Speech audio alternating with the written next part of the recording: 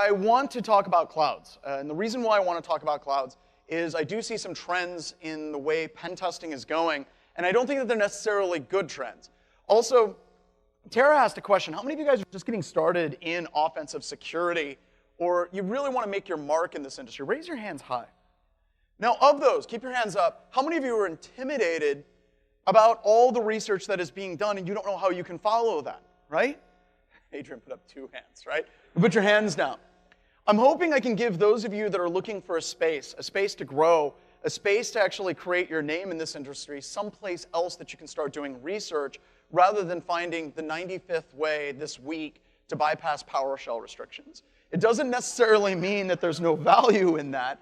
It just means that there's already a lot of people there. So let's jump straight in.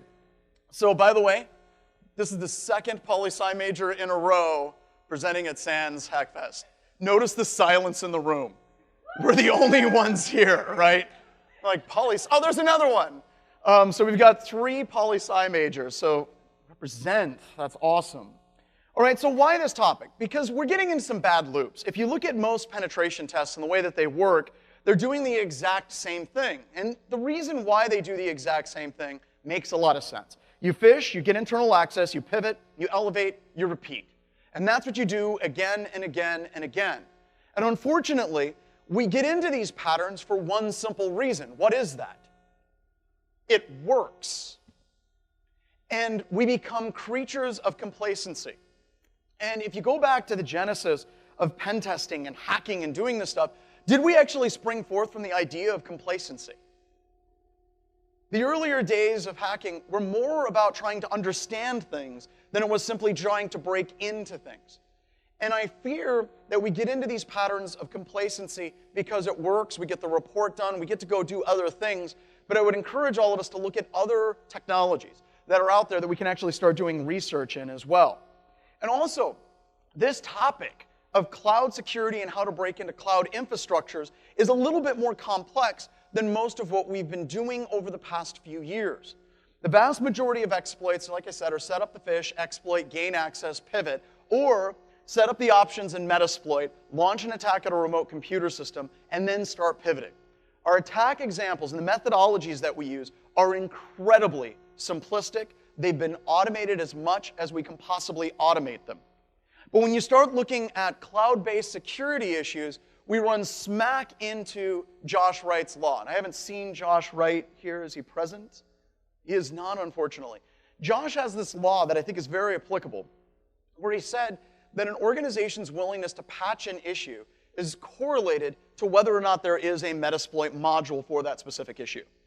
If they don't have a Metasploit module, they're not going to fix it. And many of the issues that we're going to discuss today, that I'm going to go over this particular section, are issues that we have known about for, I would say, Matt, like some of these are a year and a half now that we've been using consistently to break into organizations, and they're not being fixed. They're not being addressed by the vendors simply because there is not a Metasploitable module that makes this incredibly simple to do. And once again, there's a lot more research that needs to be done. So back in 2008, back whenever Ed, was it 2008 or 2007 560 came out? It was 2007. Sorry, I got the date wrong. Back in 2007, I remember opening up 560, and I'm not joking. When I got 560, the first rev, before it ever went live, my hands were shaky, right? This was the stuff. This was how Wingardians did their pen test. This was the Rosetta Stone of penetration testing. And I remember going through it, and this slide hit me like a ton of bricks. I remember calling Ed about it, and he told me the name of the person that he had a conversation with, and it floored me as well. Many people, when they approached penetration testing back then, they looked about all wrong. They were constantly focusing on exploits.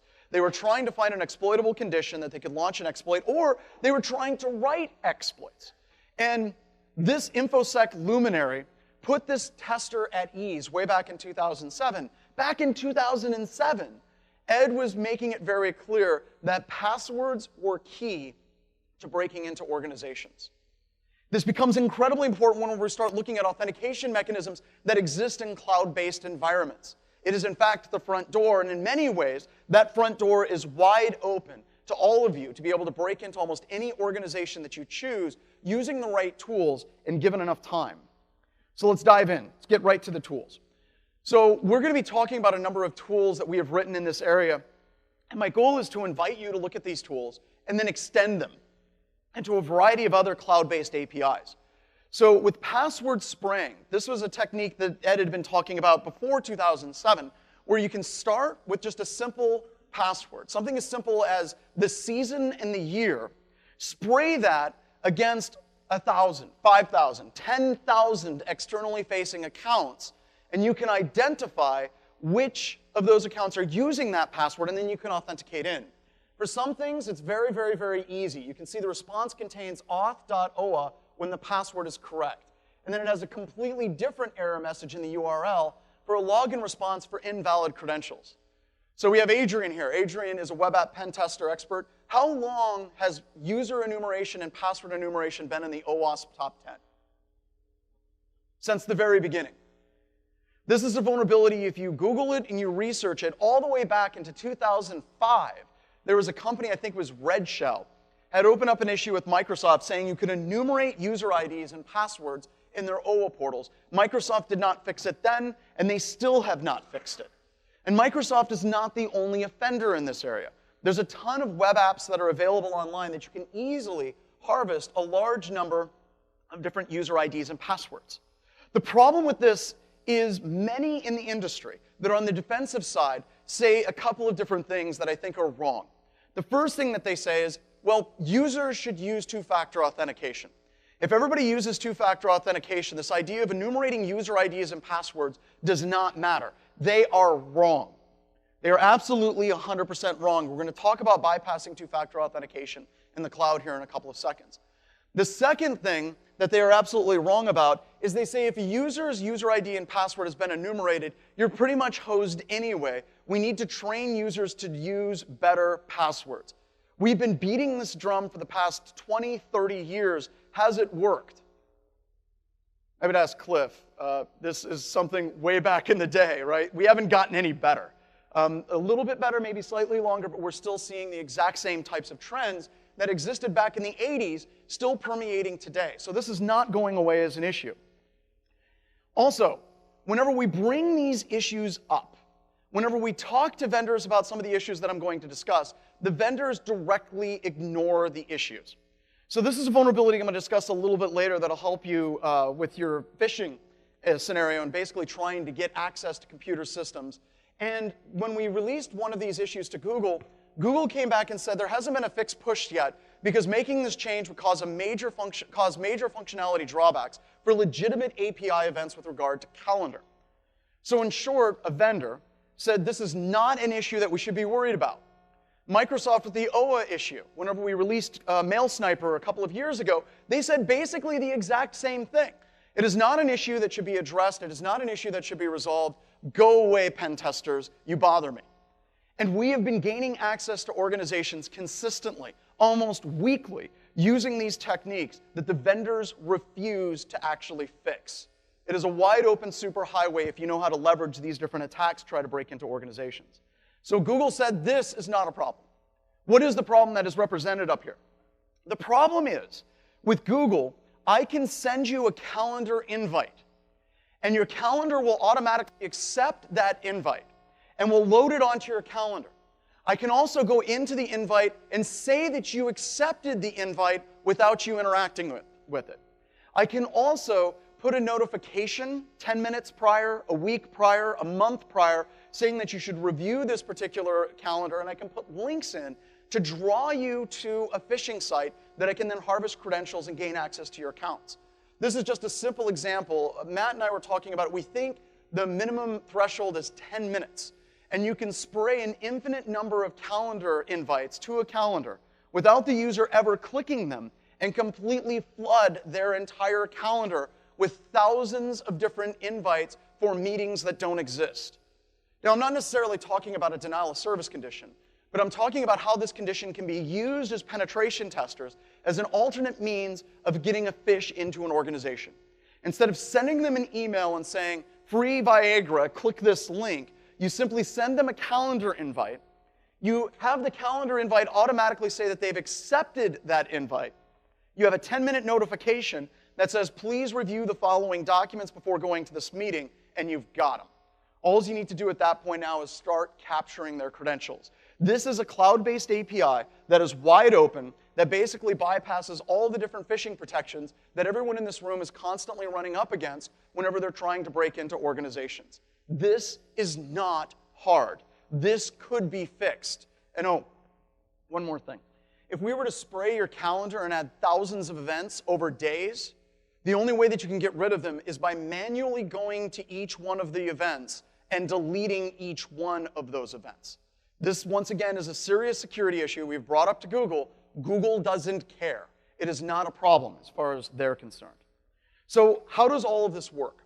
We released a tool written by Mike Felch and Bo Bolick, Daft Hack and You Stay Ready. And this tool allows you to phish Google accounts and bypass two-factor authentication in the process. This is not something that's unique to Google. There's a number of other applications that exist where you can completely bypass the two-factor authentication restrictions that exist on a number of different sites. So the way it works is you send a calendar invite notification, not 1,000, just one will do. And it'll generate an alert to that user saying there's a very important meeting that you already accepted starting in 10 minutes. You need to review the documents here. As soon as that user clicks a link, it presents them with the authentication page for Google's authentication. It asks for the user ID and password, and after you enter user ID and password, what does it then do? It prompts for two-factor authentication. It is all proxied through the Cred Sniper little phishing thing in the middle. And it's sending in the user ID and the password into Google, and then it's also capturing the two-factor authentication code as well. Now, what happens next is very, very, very interesting. After you have the user ID, the password, and the two-factor authentication code, it automatically logs into your Google app domain as you. It automatically creates a filter to filter out every one of the security warnings that you get from Google that says another device is logged into your account. Do you authorize this? And then it automatically creates an app password that allows you to continue bypassing the two-factor authentication. This tool is very, very easy to use. It is incredibly effective. So just kind of simplifying it. It sets up a phishing server, captures two-factor. It even bypasses U2FA. How many of you use a YubiKey to access Google? So as I mentioned, one of the problems that we have is people are not testing this thoroughly. We're a small pen testing firm. We get very precious little research and development time. And through the research of Bo and Mike, they discovered that that proxy server in the middle, the little phishing server, if you connect to Google and your user agent string says, hi, I'm an iPad trying to authenticate, Google says, oh, you can't use a YubiKey because it's not supported on iPads. Don't worry about it. You don't need to use the YubiKey at all. And it bypasses that authentication completely. Once again, this tool has been out for a long time. For how many of you is this the first time you've ever heard of this? See, that scares me. Once again, a lot of these tools appear more complicated than they actually are, and the attacks are very effective. So, once again, suppresses the Google security alerts, generates an app passage, and then allows you direct access into that Google account. How many of you work at organizations or have worked with organizations where the authentication to every other app is tied centrally through Google? You log in once to Google, and then you can access Git repositories. You can access Slack. All the authentication is tied to Google Auth. Just you? I think there's probably more. I think people just aren't raising their hand. Every single school system out there, and even BHIS, we use Google for our email as well. So whenever you gain access to something like Google Authentication or a Google app for a Google domain, you didn't just gain access to their email. You gained access to their documents. You gained access to their calendar. And you also gained access to any third-party applications that that organization uses as well. So this is an incredible problem. This is highly effective for us whenever we're breaking into organizations. And like Ed, I review a lot of pen test reports as expert witness and looking at other documents from some of our customers, and I don't see this very often. And I'm imploring all of you as pen testers, we need to start doing this. Because the only way that this actually gets resolved by Google is if enough of their customers stand up and say, this is a problem that needs to be resolved. So this is the slide where you can get Cred Sniper. If you just Google "You Stay Ready Cred Sniper," it'll take you directly to the website where you can download it and start using it. A quick heads up. So be careful. So a cautionary tale. Mike Felch was working on a penetration test for a customer that their entire infrastructure was based in Google Apps. He used Cred Sniper to gain access to one of their email accounts. Actually, not just one, it was a bunch of them. One of the users noticed the calendar invite and joined the meeting via Google Hangout, and no one showed up. This particular user thought this was suspicious and notified the security team. Once he notified the security manager who hired us to break into that organization sat back and watched how his security team handled this issue. The security team immediately wanted to escalate this issue to Google. They presented the issue to Google. Google came back and said, this attack looks an awful lot like an attack that Black Hills Information Security does. Are they currently testing you? At this point, the manager who hired us thought to himself, I want to see how this plays out. No, Black Hills Information Security is not testing us. Google locked out Mike's accounts for his non-attrib account. They located the IP address, and all of the other Google accounts from his home that accessed Google were also locked out, including his family's accounts and his Black Hills Information Security account as well. Our systems administrators didn't get any notification from Google at all. They went and they re-enabled his account, and it was immediately locked out again, and our systems administrators were also locked out. So we started to panic. And one of the things that's nice, being in the industry like Ed has tons of students that are at Google Security. So do I. So we can pick up the phone and say, Whiskey Tango Foxtrot. And our friends at Google basically said, so are you pen testing them? Yes, we are. We are absolutely pen testing them. We are pen testing them for surezies. Here's the signature page of the contract. We are testing them. And they're like, good, because we were about ready to lock your entire domain out. Like, oh, God. So then they went back to the customer, and they said, hey, BHIS says that they're testing you. And the customer got a hold of me and said, how dare you tell Google that you were testing us? That's a violation of our NDA. I'm like, so is lying to Google, to the point where they shut down my entire company and our ability to do business. So, you know, I like Deadpool whenever he gets real. Angering Fortune 100 companies can have consequences. So pretty please, be careful when you're doing this. And this is also systematic of a larger problem that I'll discuss in a moment. Also, what have we learned from watching bad movies? One, I love bad movies. Does anybody like religiously watch the Sharknado and the Sharktopus movies? They're so horrible. I watched The Meg.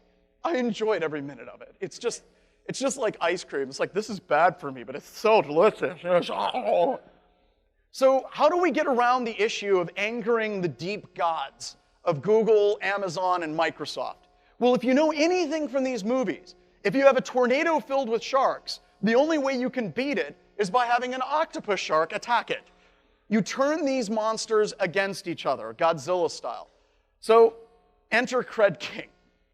So going back to passwords being the stuff, with this particular tool, also written by Mike, it allows you to determine naming conventions, scrape LinkedIn's for users, generate an email list for the email accounts, and then it'll federate all of your password spraying through Lambda. Now, for those of you that don't know, you can use Amazon Lambda to run snippets of code. It's not full virtual machines, it's just snippets of code. And you can have it spin up multiple Amazon instances, Amazon Lambda instances all over the world. So in effect, what you're doing is you're federating your password attack through Amazon in order to attack Google. Now, this is beautiful for a number of reasons. Number one, Google's not going to blacklist any of these IP addresses because they're Amazon IP addresses. So like, should we blacklist Lambda in New York City? That seems like that might be a bad idea to our business model. So the monsters don't fight each other. So this allows you to do full password spraying against Google, and we have a version for Office 365. I don't want to get into Microsoft, but let's just say that a lot of these vendors don't like it when you password spray them. This allows you to do that without getting into too much trouble, okay? So the point of all of this is, a lot of testing firms and a lot of people that are in pen testing, they're constantly looking for that exploit. They're constantly trying to find a 0-day for someone's iPhone, or they're trying to find a 0-day for a particular application. Who cares? Why do I need to gain access to someone's phone whenever instead I can get access to your account in the cloud where all of your documents and everything on your phone are being synced to? Everything is going into the vortex of the cloud. It's much easier just to find their password as furries forever than it was to try to root their phone and gain remote access to it. And basically, it's the theme of this. Everything's going to the cloud. We should too, as testers. Once you're in, whether it's Google or Outlook Web Access or Office 365, another tool that was written by Daft Hack allows you to up your pen testing game for the post-exploitation goodness that everyone should do. Post-exploitation, when you pivot and then you pillage the organization, unfortunately, many of us are completely focused on looking for documents and shares. And that's okay. There's nothing wrong with that. We should do that. We should absolutely gain access to a network. We should absolutely be doing PowerShell Empire Share Finder and File Finder to look for sensitive documents. But what do you think has more sensitive documentation? The shares or the emails of an organization? Emails, by far. Many people don't know this about Mail Sniper, but once you have a valid account, you can log into that account and you can search the entire email database for certain strings, like passwords, two-factor authentication, LastPass, and so on, to be able to find them. Further, with Mail Sniper, you can also dump the entire GAL, and then you can start doing additional password spraying against the global address list. Finally, many people read high-level executives in organizations. They have this problem where they delegate responsibility for their inbox to an executive assistant. Except when they do it, they don't delegate it just to that executive assistant. They delegate it to everyone in the organization. Mail Sniper will automatically find those inboxes with really, really open permissions and will automatically allow you to pull down and search all of the emails within those as well. If you get domain administrator, Mail Sniper has the ability to search every inbox in the entire organization for specific strings and bring all of those emails back to you. Do you remember the Sony attacks? The attackers were releasing emails, very, very sensitive emails. Many of those emails were either sexist, racist, or both, because if you're going in, you might as well go in completely, right? You can use this tool to find those types of security risks in organizations. You can use this tool to find the sensitive documents. You can use this tool to identify patents and trademarks, the things that actually matter to an organization as well. And yes, this can all be used remotely against cloud services. Azure. So about a month ago, Mike and Bo approached me and they said, we would like to spend 2 weeks researching Microsoft Azure, Active Directory in the cloud. We think there might be something here, and we'd like to research it. So they asked for just 2 weeks. And in 2 weeks, they found out that Azure has a full interface that's exposed to the internet. Once you have valid credentials, you can then log into Azure and you can dump all users, all groups, group memberships, service principals, applications, and any user in that domain, once you have valid credentials, can also add additional guest user accounts onto that domain as well. So in 2 weeks, they got all of that with just a standard account. So all you need to do is gain one user ID and password remotely to Azure, then you're in. The other thing that we've discovered, whenever you're attacking cloud-based security, is there's very little security, to be honest. If you're actually password spraying correctly against something like Amazon Azure or Google, they don't actually get alerts back to the organization saying that there was, in fact, a password attack. So many organizations are completely blind to this entire approach. How many of you as testers have had trouble getting around user behavioral and entity analytics in organizations? Go ahead and raise your hand. It's fine. Just me. OK, so I suck at this. So user behavioral and entity analytics is basically looking for behavioral patterns. And if you use Mail Sniper, you bypass those patterns because you're just checking email. If you go through Azure, many times this is not enabled on Azure and allows you to do all kinds of different attacks through a completely different doorway than the one that is actually being watched at an organization. So this is another fantastic approach. And this is 2 weeks from one small firm. So if you're just getting started in penetration testing, this is green fields for you. Start with a service. any service that is exposed. Understand that service. Understand how the API works. And if you're actually going to interact with APIs, I would strongly recommend the Python class at SANS to learn how to write scripts to interact with those services and start pulling as much information as you possibly can and learn about these various services. Also, the browser is the new endpoint. I really fundamentally believe this. I may be a little bit premature in announcing this, but as pen testers, we get so caught up in trying to gain access to endpoints, to workstations, bypassing endpoint security, when everything we need is actually in the browser. So there's a number of things that we can look at.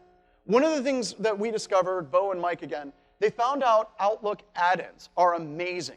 So whenever you log into Outlook on the web, or you log into Outlook, the Outlook client, which is actually running Microsoft Edge underneath the hood, you can add in these manifest.xml files. What these manifest XML files are, snippets of code anytime emails are loaded.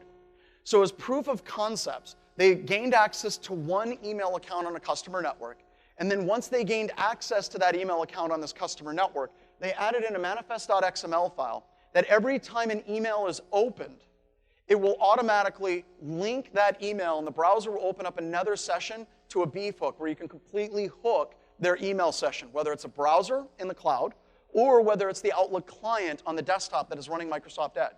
Once you have a beef hook in play, you can pop up dialog boxes to harvest user IDs and passwords. Once you have a browser hook that's hooked into that particular email application, you can also have it automatically rewrite all of the links in the email, so if they click any of the links in a legitimate email, it takes them to some malicious site that you own.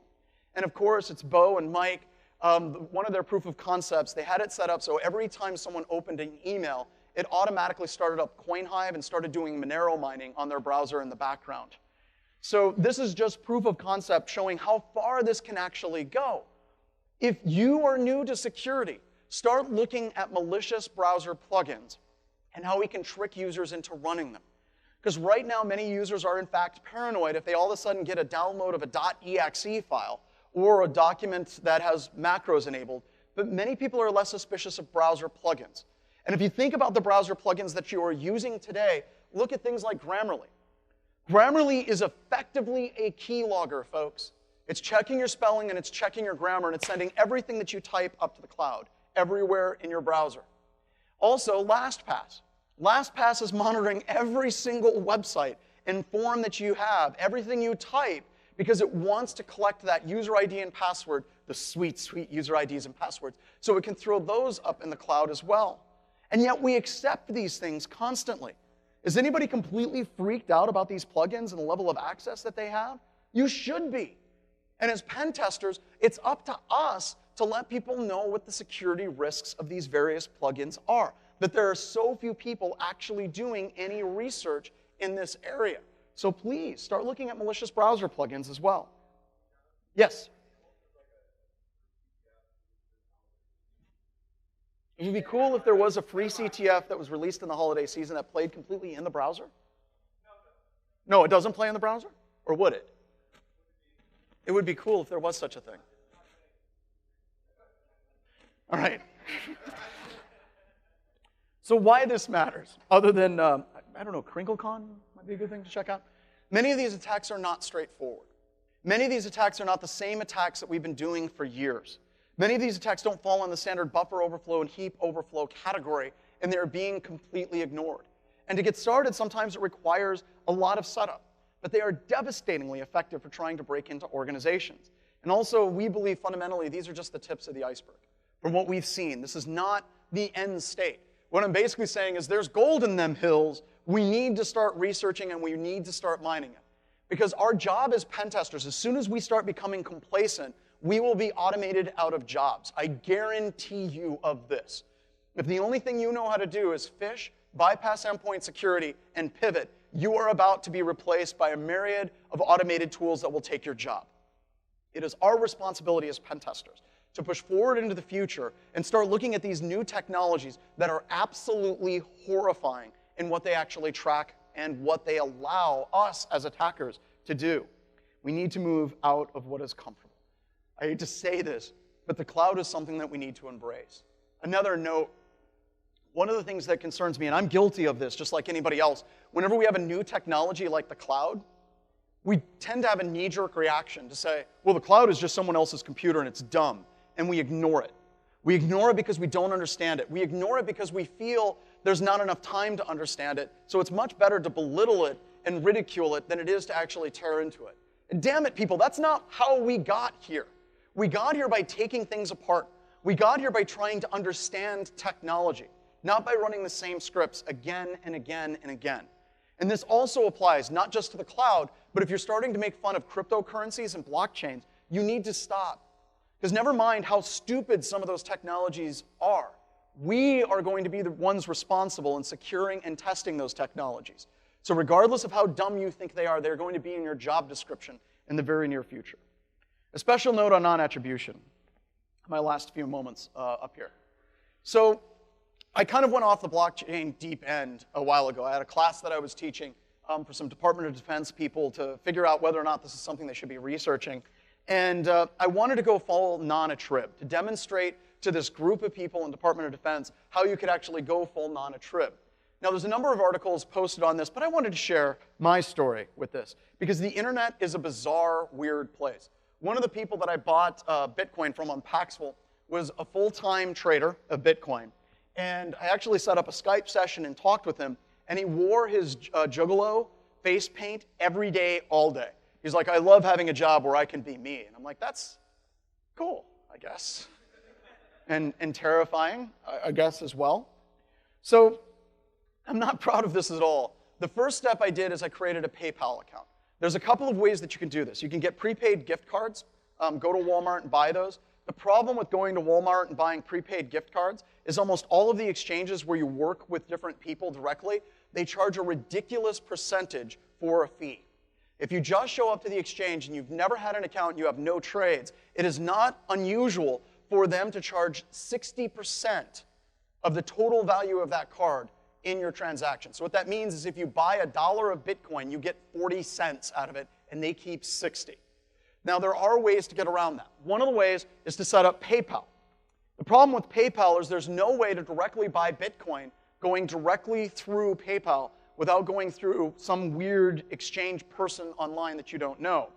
So just to show you how desperate and weird it gets, I didn't go directly from PayPal to Bitcoin. I went to this weird intermediary layer. I found out that you could buy Second Life Linden dollars, SLL, directly with PayPal, and then you could take Second Life Linden dollars and directly convert it to Bitcoin without having a human in the loop at all. You could automatically do these exchanges. How many of you are surprised that Second Life in any form at all exists on the internet today? So I feel dirty, like I had to shower after doing this because this is the website I used. It's Verwox. And how many of you are web pen testers here? How many of you see this website? And I'll show you it. I've got it running here. How many of you see this website and you get terrified and a little excited? Is there anything about this website that tells you it's been updated in the past 10 years? Not at all.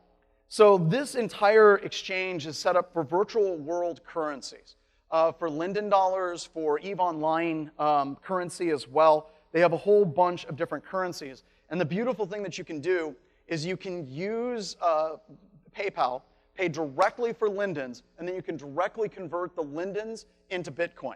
So I did this online, and that was great. It was wonderful. Up until the time the guy that runs this saw that I was doing this and sent me a rather nasty email, and he said, I'm sick of you jackasses constantly coming in here, setting up accounts on our community just so you can get Bitcoins directly. So I'm going to put all of your money in escrow for 14 days. I'm like, oh my God.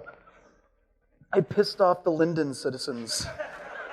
I mean, how low can you actually get with that at all?